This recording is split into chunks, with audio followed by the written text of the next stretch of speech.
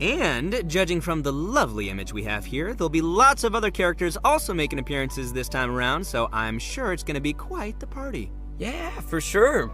And travelers will definitely be seeing some familiar faces appearing alongside our new characters as we all delve into the chasm.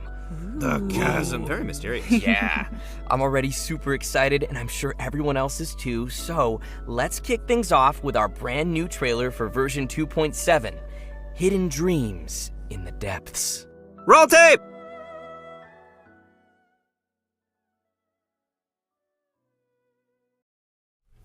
My father, he's thinking of stepping down from the Tianshu position. I first met Llenn when she was very young. Even back then, she was extremely tough, and she kept her cards close to her chest. The day the chasm was unsealed, I put in a request to be transferred here, so I could finally learn the truth of what happened back then. Everything is chaotic here. If you stay here too long, this space may well devour you. Does that mean even Xiao can't sense our presence here? Something seems to have been activated inside the Fantastic Compass. I fear that this problem underground is bigger than we thought. Just focus on taking care of yourselves. I'll figure out the rest.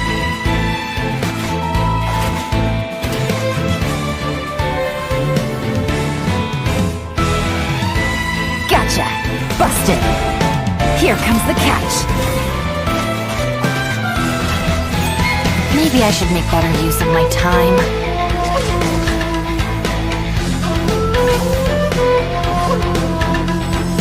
Our bond is strong!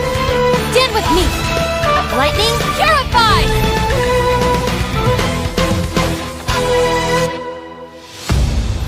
No, it's still alive. Why would you become like this? That sounds like Xiao! Could he be in trouble? No way! Was that who I think it was? Something's not right. Something's wrong with this domain. Leave now! Get out of there! I lured you here to this underground space because I found your weakness. Die here with me!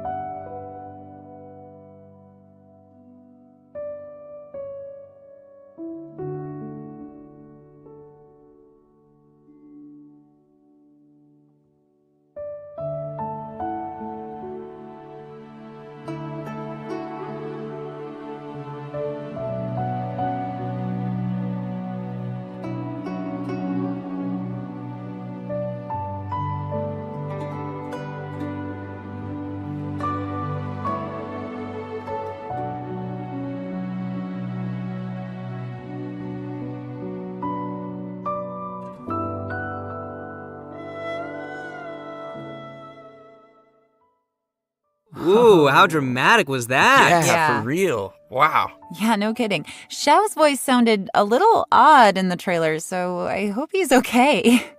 Yeah. And it looks like we also get to see some more of Lumine or Ether, depending on which twin you chose. And I'm not gonna lie, guys, we have so much stuff to introduce to everyone today. I'm pretty sure that everyone's waiting to see all these new characters and what their new event wishes will be, so let's get started with that. Yeah. In the early part of version 2.7, our new playable character, Llenn, will be appearing in her own event wish. At the same time, our old buddy Xiao will also be returning for a rerun in his event wish. In the later part of version 2.7, Arataki Ito, that's me, will be making a return alongside his deputy leader, Kooky Shinobu, in his own event wish. Ah, Kooky Shinobu. She's a dreamboat. She can do anything. Also, in terms of weapons, travelers can expect to see an all-new weapon banner featuring the new 5-star bow, Aqua Simulacra. And that covers the new event wishes for version 2.7. Next, we have a quick trailer to give us a preview of the first of our new characters, Llenn. Roll tape!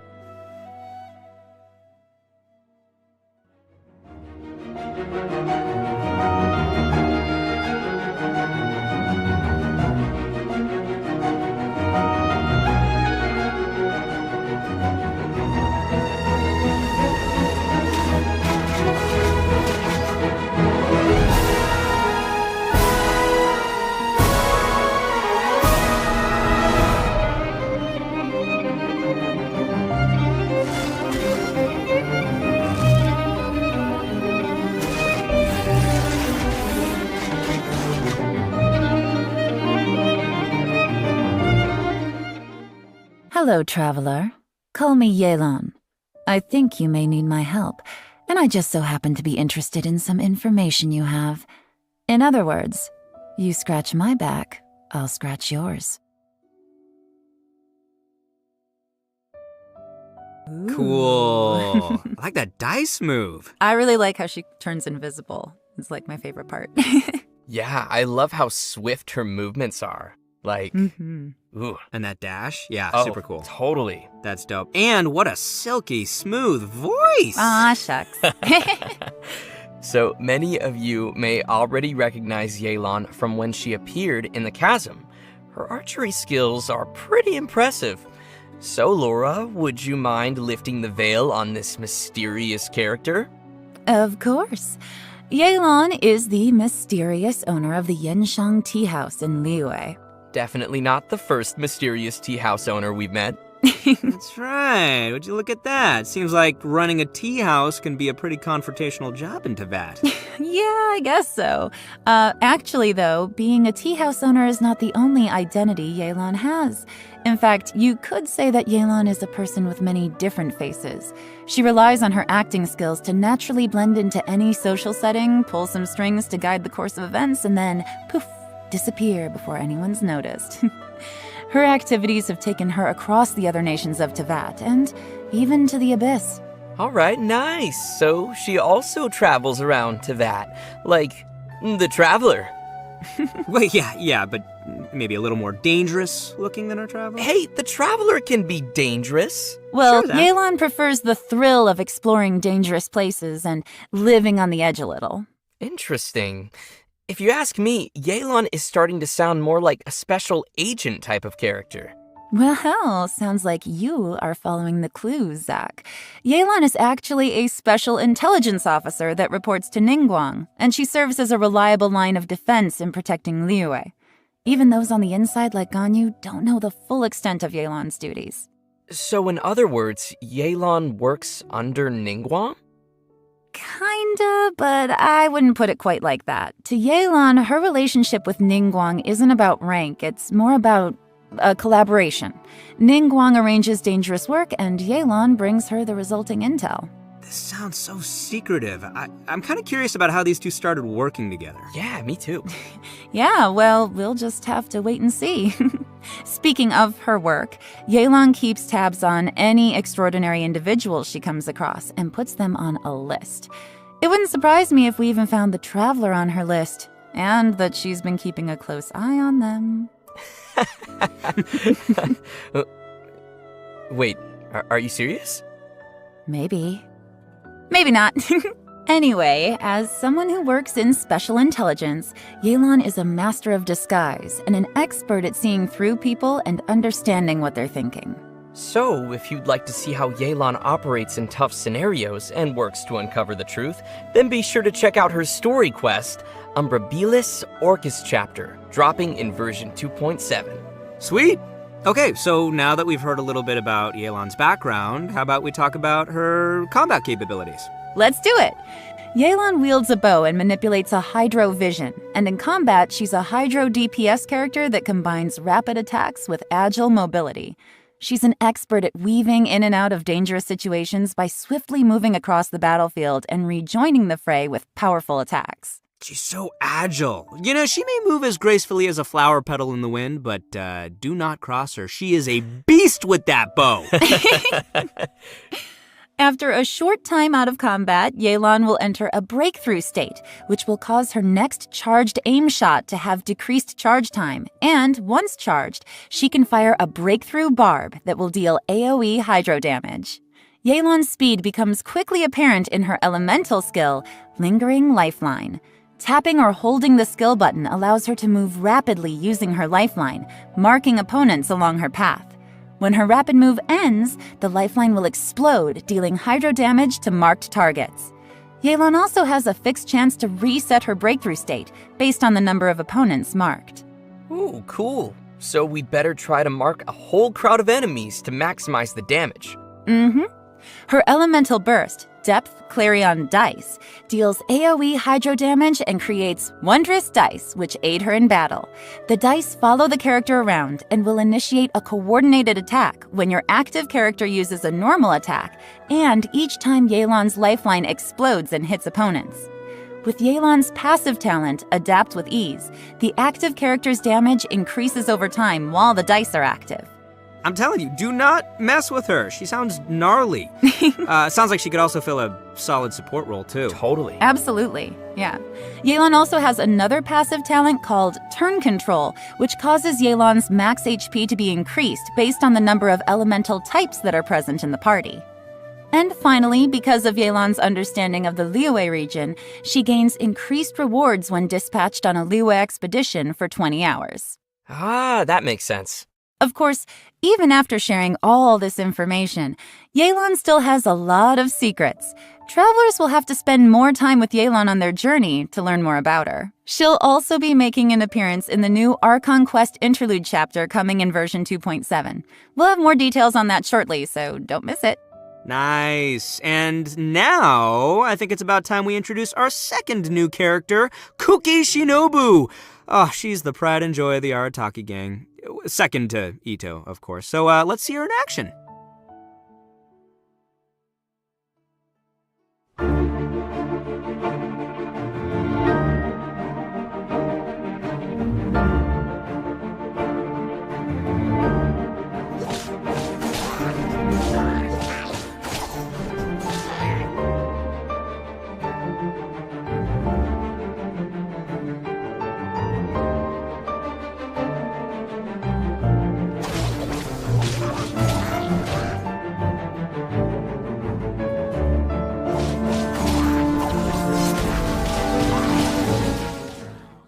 Just let me know if you ever find yourself in a pinch. I can help you out. Oh, Wow. That's a spicy trailer. So cool. Yeah. I love the way she looks, like her color scheme, and of course the green hair, and the mask. Like, she looks super capable. Me too. Yeah, no, I love her design. I love that, like, lightning flowing around her and the swords, the way they go up in the air and go down. Well, you guys can see why she'd be an obvious addition to the Arataki gang. She's just that good. All right, leave the introduction to me, will you? Only after getting to know Shinobu can you really begin to fathom how important she is to the entire Arataki gang. Kooky Shinobu knows how to do almost anything and is constantly rescuing the boss, aka Ito, and fellow gang members from dangerous situations.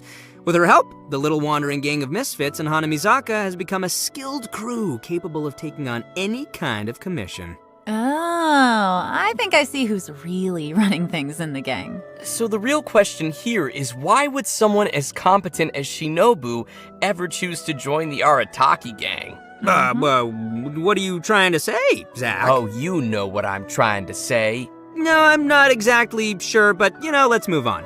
Anyway, we need to track the start of Shinobu's story back to her family. Turns out that her family has traditionally served as shrine maidens to Narukami for who knows how long. So you're saying she went from a strict family of shrine maidens to joining the Arataki gang?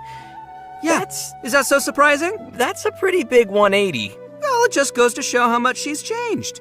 When she was younger, Shinobu was sent as an understudy to the Grand Narukami Shrine, but after a certain incident, she started to doubt whether she was really suited for the strict life of a shrine maiden. So Shinobu decided to leave the path of her family behind and search for a path of her own. Out of curiosity and personal interest, she took the initiative to learn a variety of crafts and skills, and it wasn't long before she obtained many certificates. So many, in fact, that she can't even fit all her qualifications on a business card. For example, Shinobu even went to study law in Liyue, which is when she met Yenfei. So they know each other. Yenfei has some pretty random acquaintances. Yeah, but Shinobu's had the chance to meet many people along the course of her studies, but because she wanted a free work environment, she's rejected countless work opportunities. She even passed on an opportunity from Kujo Tengu to work in the Tenryou Commission. Wait, they know each other too? Mm-hmm. And guess who she chose to be with? You can guess. Ningguang? It's the Arataki gang! Oh, yeah. Yeah, that. For some reason. Guys, I'm so excited. It's great. Okay, moving No on. one knows why. Moving on. All right, if you're interested in learning more about Kooky Shinobu and the Arataki gang, and I know you are, then be sure to check out Shinobu's very own hangout event in version 2.7. Not only will you get to see a day in the life of the Arataki gang, how exciting is that, but you'll also get to learn a lot more about Shinobu's past. And that's about all I can say for now. Travelers will have to check out the event to learn more. Okay, we've covered her backstory. Now let's see the Arataki gang's deputy leader kicking some butt in battle. Woo.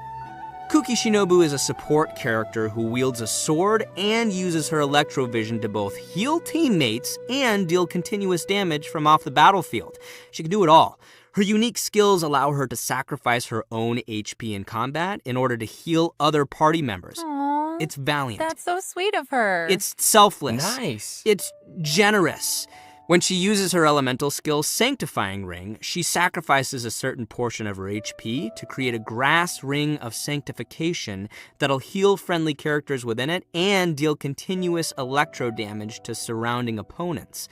After unlocking the passive talent Heart's Repose, her elemental skills healing and damage will be boosted based on Shinobu's elemental mastery. With another passive talent, Breaking Free, when Shinobu's HP is low, her healing bonus is increased. So, travelers will need to monitor her HP when using her skill. You don't want it to be too low, but at the same time, lower is also better. Definitely, yes. Shinobu's elemental burst, Gyoe Naru Kamikariyama Right, creates a special field in front of her that deals continuous electro damage to opponents within it. And it goes without saying that Shinobu is amazing at carrying out expeditions. With the passive talent Protracted Prayers, she gains increased rewards when dispatched on an Inazuma expedition for 20 hours. So she knows how to bring home the bacon. Tasty. It is. It's very tasty. Let me tell you, man, Ito sure is lucky to have such a capable deputy leader. But the feeling is mutual, and Shinobu feels the members of the gang are also super important to her. They are her true family members, regardless of her rebellious nature. Although Shinobu has to bail them out of trouble over and over again, the gang is the only place she feels truly free and at peace. I think it's great that they found each other. Yeah, definitely. Well, I hope everyone is feeling pretty excited for these new characters. Oh boy, we covered a lot there. Yeah, definitely a lot. So, I think it's about time we roll out our next redemption code. Redemption code. Roll out the redemption code!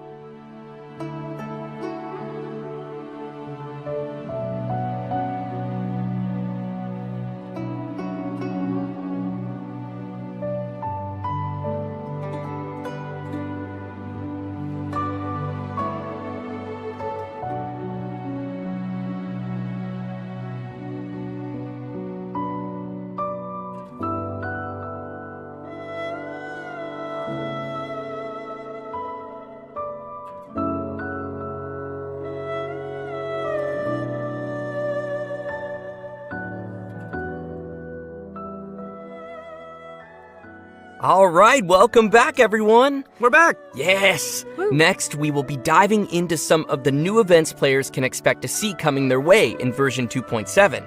Our first event not only includes our new Archon Quest Interlude chapter, but will also contain a new challenge game mode. The event's called Perilous Trail. The Archon Quest will be featuring a very unique cast of characters as Yenfei, Llenn, Ito, and Shinobu team up with the Traveler when they become stranded deep in the chasm. And it's not long before we also discover that Xiao is also conducting an investigation of his own in the chasm. Investigation, you say, Because there's a lot of history and secrets buried within the chasm, including the story of how the people of Liyue fought off monsters 500 years ago. Llenn has been monitoring this place for quite some time, trying to find out the truth of what happened back then. It turns out that this piece of history is also related to her origins. The mystery. Yeah, the group will also find themselves facing a crisis in the chasm and will have to survive together in what will definitely be a thrilling experience. So from what's been revealed in the previous version, we know that there is a deep connection between the Yakshas and what happened in the chasm. It even seems that our vigilant Yaksha Xiao has some obsession with the area. It'll be interesting to see why he's in the chasm and what he's looking for down there. Travelers will have to follow Xiao's steps to learn more about the history that has been sealed there. As travelers play through the Archon Quest, the combat challenge Realms of Guile and War will also gradually become available. Travelers will need to constantly defeat enemies within a challenge domain. Completing 3 challenges will be counted as a round. The first 3 domains will consist of 3 rounds, and the last domain will have 6 rounds. What's unique about this event is that after each round, you have to rearrange your party according to the domain's rules. For example, in the Direcliff Court domain, only one member of the current party can be selected to continue on, while everyone else will enter recuperation mode and will be unable to fight. In another domain, Kaleidoscope Cage, 2 characters will be selected at random and will be unable to continue the fight. Interesting. So it looks like travelers will need to be prepared to face a variety of scenarios. Yeah, but I'm sure our travelers will come up with some teams and strategies to handle the challenges. Still, it sounds like they're gonna need to use a lot of characters. I don't know if everyone's leveled up quite so many. Oh, yeah, that's a good point. I know I gotta level up a lot of my characters. So it's important we mention that each of the domains will also have multiple trial characters prepared for travelers to use. And additionally, travelers may select and equip 3 stratagems per combat round that will provide buffs in battle. Oh, cool. Yeah. Travelers may consume stratagem shards they've collected in battle to redraw stratagems, or select a previously equipped stratagem for continued use. Stratagem shards may even be used to redeploy downed characters. With the help of all of these supporting mechanics, travelers can confidently try the challenges with different combinations of characters. Yeah, and in addition to exchangeable rewards in the event shop, everyone should remember to also collect rewards from the challenge quests on the event page. The rewards will include an event-exclusive 4-star bow called Fading Twilight. Ooh, fancy. Sounds cool. So you guys have got to check out this event. Oh, I definitely will. All right, our next event is called A Muddy Bazaar Adventure. This one also takes place down in the chasm. Darn mysterious chasm. So mysterious. For reasons unknown, some dark, mud-like substance has come pouring out of the caverns and mines of the chasm, and once again, the Sumeru scholar Hosseini has appeared to help us resolve the crisis. In this event, we will have to deal with constantly oozing dark mud, as well as monsters that have been strengthened by its effects. Ooh, creepy. Yeah. With the help of Persina's spike, we'll need to clear the mud, weaken and defeat monsters, and let the spike purify the surrounding area while energizing itself. Attacks from monsters will disable the spike, so travelers must be sure to protect it. Also, when the spike is operating normally, using blooming light with a lumenstone adjuvant of a certain level will clear out nearby oozing concretions, granting the spike additional energy and speeding up the charging process. Oh, heck yeah. Nice. As the event progresses through different phases, uses for the spike will also change. For example, the spike could release shockwaves at intervals that attack opponents and dispel the buffs that those opponents possess. Also, the challenge objectives will change throughout the event. In some challenges, travelers may have to defeat the enemies in a limited amount of time, while in others, travelers will have to escort a hot air balloon to its destination while clearing out dark mud along the way. In the last phase of the event, travelers will have to clear dark mud and defeat monsters to reach a high score. In this challenge, powerful opponents will appear and travelers may defeat them to earn more points. Travelers will need to be careful of the dark mud as it drains HP and affects our ability to move. So be sure to stay safe and make quick work of any enemies you encounter. Keep yourself alive! Yeah. I'm up! So, you guys remember how I said that Shinobu studied law in Liyue before? Well, to celebrate her graduation, we're holding a special event. The almighty Arataki Great and Glorious Drum Along Festival, which, in case you didn't catch that, is going to be another rhythm game event. Yes, rhythm game, rhythm game. Rhythm game, rhythm game. Yep, and we're going to be shaking things up a little from the previous music games. This time, travelers will be receiving a drum, so the game will be changing to a playstyle that is a little more suitable for a percussive feel. It'll probably be best if we just show the travelers how it works, so let's take a look at how to play. All right, here we go. Yes, pro mode. That's the only kind of rhythm game I want to play. Let's go, drum in hand. All right, it's like one of the semicircle style ones. Yeah. I can get behind that. Okay, so you gotta use two hands. All right. I mean, some people do them one-handed, but I can't imagine doing that personally. Yeah, it's tough for me. We're seeing a lot of single notes. Yep, we got got the the taps holds. and we got the holds. You got tippy taps so and the that's good. holds. And then we have the double notes, too. You have to hold them down at the same time. Nice, multitasking. I'm really loving this.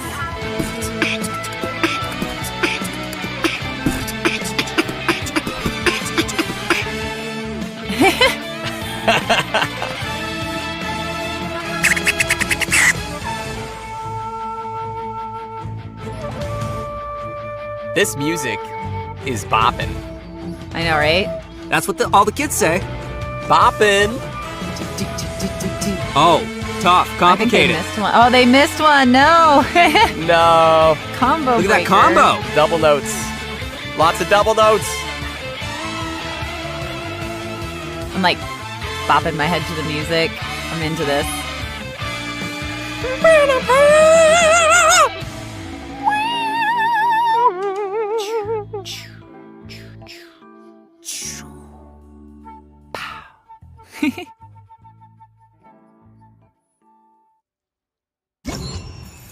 Time to shine.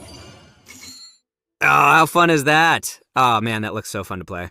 Well, considering that travelers might be playing the rhythm game on a variety of different devices, the designers have so kindly implemented a lag calibration function.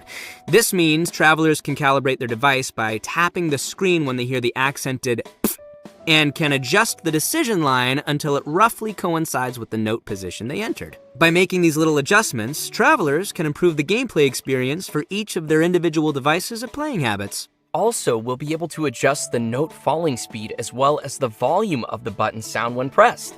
Additionally, more detail was given to how the system determines whether each note is counted as successfully hit or missed.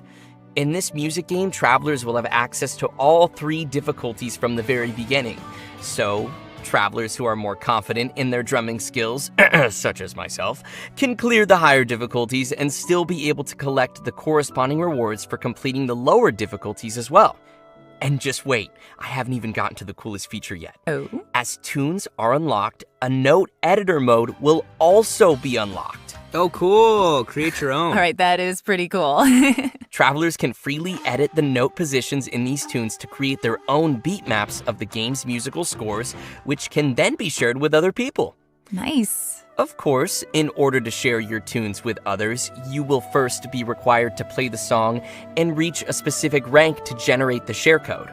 And finally, travelers will also find some special gifts and messages left by some familiar friends at the festival. So don't forget to check those out. Oh, I will. Oh, I know you will. All right, and last but not least, we have another interesting event. The aim of the event? Create a robot. Bet nobody saw that one coming. That's right, travelers will receive a material collector from a toy merchant from Fontaine. There are a total of 3 processes you must complete. Number 1, source material collection. Number 2, elemental charge. And number 3, core activation.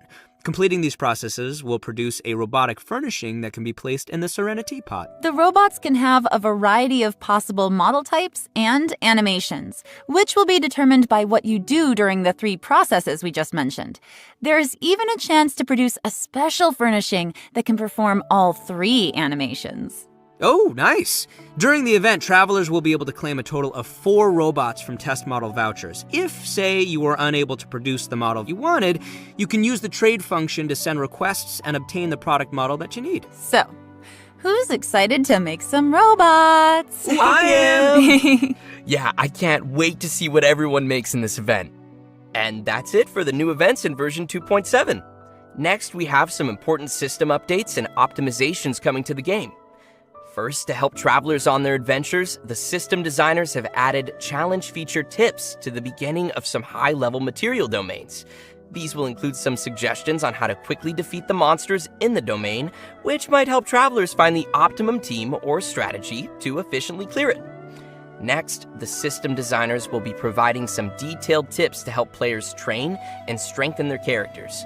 When players open the Character Talents menu, they can use the newly added Talent Reference button to see talent priority recommendations based on the actual data of other active players. And by pressing the Attribute Reference button in the Character Artifacts menu, players can see the main attribute usage statistics for each artifact slot. The system designers wish to give everyone more intuitive data to reference while choosing how to strengthen each of your characters. Ooh, cool. So, yeah. That'll make it easier. The talent reference button looks super convenient. Like, it seems like it would be really helpful if you're kind of on the fence and you don't know what you want to pick. You can see what everybody else has, done in the past. Oh, totally. Anyways, we also have another update regarding the game's music. During version 2.7, we will be releasing a new OST album, Millilith's Watch, which includes all the music composed by the Hoyo Mix team for the new Chasm area. Ooh, sounds cool. My favorite part of any game is the soundtrack, so I'm looking forward to hearing that. Yeah. Okay, next we have a new collaboration to announce to everyone. Genshin Impact will be teaming up with the Funko brand to release a series of Genshin Impact Funko Pops. Whoa! Yeah! The first wave will feature figurines of Paimon, Ether, the one I voice, and Lumine. These will be released as Funko Pop Asia bobblehead figures. Travelers who are interested can head to the official Funko website to be notified when the figures are released. Although you have to wait for the figures, you won't have to wait for the next redemption code. Yay!